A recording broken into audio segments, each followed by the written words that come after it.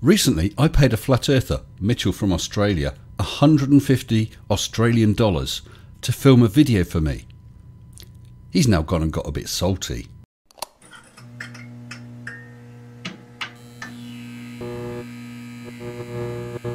Mitchell from Australia recently did a video about this pendulum, where he said that over a 4-hour period the pendulum did not precess, as the globe earth theory would predict. I and others pointed out that his video was cut and that he could possibly be accused of lying, and so therefore he asked for 150 Australian dollars for ticket, fuel and his time to go back and film that pendulum 4 hours uncut and upload it. And I paid for it. If you want to see the story of that, check out this video. It's a bit of a laugh. Anyway, I was glad to see that Mitchell did acknowledge receipt of that payment and that he would be doing this. Looking forward to the results. Unfortunately, yesterday I received an email from YouTube. Dear Mr. Baldy Sensible Cats, this is to notify you that we have received a privacy complaint from an individual regarding your content. The information reported as violating privacy is at 7 minutes 55 to 8 minutes 36. This of course was the part of the video where I made the PayPal payment and it showed Mitch's wife's name. Now I hadn't thought about it too much because if you make a PayPal payment, people's name showed. But I have no problem with him raising that as an issue, and immediately I went into YouTube Studio to add blurring to those relevant portions of the video, and then I immediately emailed Mitch. Dear Mr. from Australia, YT informed me regarding privacy, your wife's name appearing on a PayPal payment. My bad. I thought that was public info as anyone who pays sees it, and the link was public on your channel. I have added blurring and it is being processed now. There was one comment that queried who that was, so I have removed that as well. Apologies for that, it was not my intention to cause upset or concerns. Cheers, S. And actually, in addition to that, I've added his wife's name as blocked words to my channel so no one can discuss it. So there we go. Problem noticed, problem rectified, apology given. Or so I thought, because just 19 minutes later, I had an email from Senior Salty. Causing an upset doesn't even come close. People are searching her name and it comes up with, your loyal, disgusting trolls have been sending my wife abusive messages as a result from your video. She's had to disable messaging, which will now affect client communications and our income. And you've just taken a big dump all over that with one smug video. I put myself out there and expect what I get, but you put my wife directly in the firing line of all the pathetic, low-life scum you attract to your channel. He's talking about you guys, who enjoy watching personal attacks on people. Remove the video, or I will get YouTube to remove it for you. With a strike. This is non-negotiable. Hope you're pleased with your efforts, as it's destroyed an innocent woman's livelihood. Do you honestly think she deserves this? Love and kisses, Mr. from Australia. Well, it appears that Mr. Angry was actually quite angry. Anyway, I had already gone out for the day, although from time to time I did check on the video to see if the blurring had taken place or not, so that I could then email Mitchell. It was actually early evening when I discovered that YouTube had processed the blurring, and so I logged in and decided to email Mitch back. Hi Mitch, right, it is all sorted. As promised, I used YouTube blurring immediately over the requested timestamps to remove that information disclosed by PayPal. I haven't mentioned it in any comments or anywhere else so as to ensure the issue is not highlighted to anyone before it is fixed. It took several hours for YouTube to process the video, but it is done now, so no one can see anything. One comment was removed from my channel and I've added your wife's name to the blocked words list. However, I want to point out that you published that very same link on each and every video of yours. One click and anyone could see that information. I revealed nothing that you weren't already linking to yourself. However, I note that you have now changed the information that is shown in an attempt to provide yourself with privacy. I think you need to do better, as you're still not private. I knew that this was the case because I went back to Mitch's channel just to check. I had a look at his latest video, looked at the description, clicked on the PayPal link, and bam. He had changed the information from what it was, but he's changed it to something else that I didn't believe was safe for him. So, Being a helpful guy with a stunning hairstyle, I continued my email with some good advice for Mitch. This is to help you out.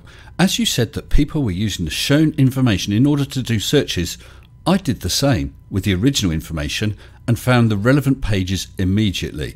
You have now removed this info but replaced it with, so I did a test search using exactly that. This got me a results page that included on page 1 this link, I assume that is connected to you, and also this link, which is definitely connected to you. I suggest that you change the PayPal information again in order to protect yourself if you're concerned. Please do that within 72 hours, as I will then be showing a video on Tuesday evening UK time that discusses this issue, and I want you to have protected yourself.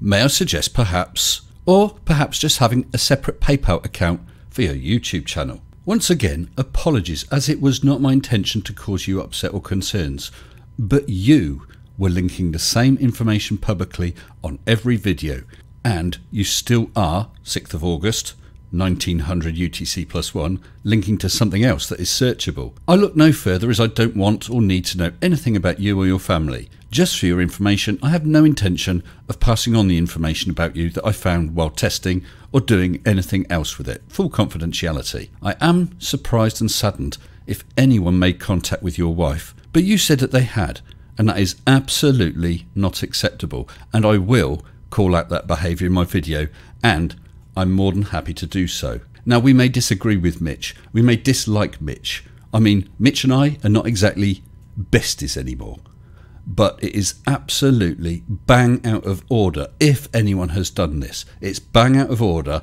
to try and track his family down, contact, harass them, or anything like that. I do not condone it, I do not support it, I'm calling it out. So please, if you have done that, stop, and stop immediately. And just imagine if it was you or your family that were being contacted like that. It's not on. So, to finish off my email, just so you're aware, Mitch, the email that I received from YouTube states, we would like to give you an opportunity to remove or edit the private information within the content reported.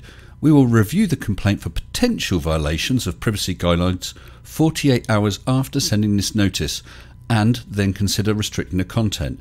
Please note that you may not need to remove the content entirely in order to resolve the issue.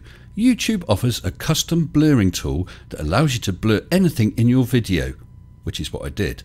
So Mitch, I have blurred the offending information, correcting the issue promptly, and YouTube will review it tomorrow.